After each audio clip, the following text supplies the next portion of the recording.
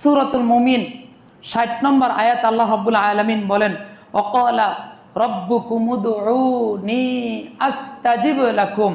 আল্লাহ তাআলা আমাদেরকে বলতেছেন, ওয়াকালা আল্লাহ তাআলা বলেন, ওয়াকালা রব্বুকুম আল্লাহ তাআলা বলেন তোমাদের রব আমি বলতেছি, উদউনি তোমরা আমি আল্লাহকে ডাকো, আস্তাজিব লাকুম আমি সাথে সাথে তোমাদের ডাকে সাড়া দিব।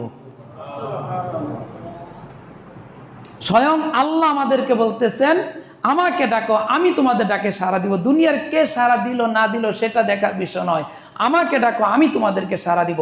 পক্ষান্তরে ইন্নাল্লাযীনা, এই আয়াতের পরের অংশ আল্লাহ তাআলা বলেন, ইন্নাল্লাযীনা ইস্তাকবিরুনা আন ইবাদাতি সায়াদখিলুনা জাহান্নামা দাখিরিন। যাহারা অহংকার বশত আল্লাহর কাছে চায় না।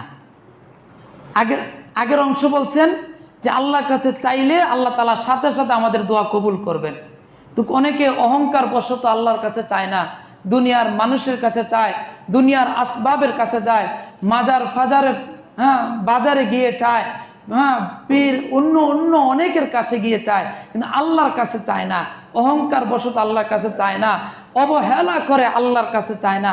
আল্লাহ তাআলা বলেন, ইন্নাল্লাযীনা ইস্তাকবিরুনা আন ইবাদাতি, আমার বান্দাদের মধ্যে যারা অবহেলা বশত অহংকার বশত আমার নিকট চাইবে না, সায়াদখুলুনা জাহান্নামা দাখিরিন আমি অচিরেই তাদেরকে জাহান্নামে প্রবেশ করাইব। নাউযুবিল্লাহ। তাহলে একই আয়াত আল্লাহ তাআলা বলছেন আমার কাছে চাও আমি সাথে সাথে তোমার ডাকে সাড়া দিব। পরের অংশ বলতেছেন যদি না চাও তাহলে আমি জাহান্নামে ঢুকিয়ে দিব। তার মানে চাইতেই হবে, আর চাইলে পাবে না এমন কোনো ব্যাপার না, পাবেই। অন্য এক আয়াতে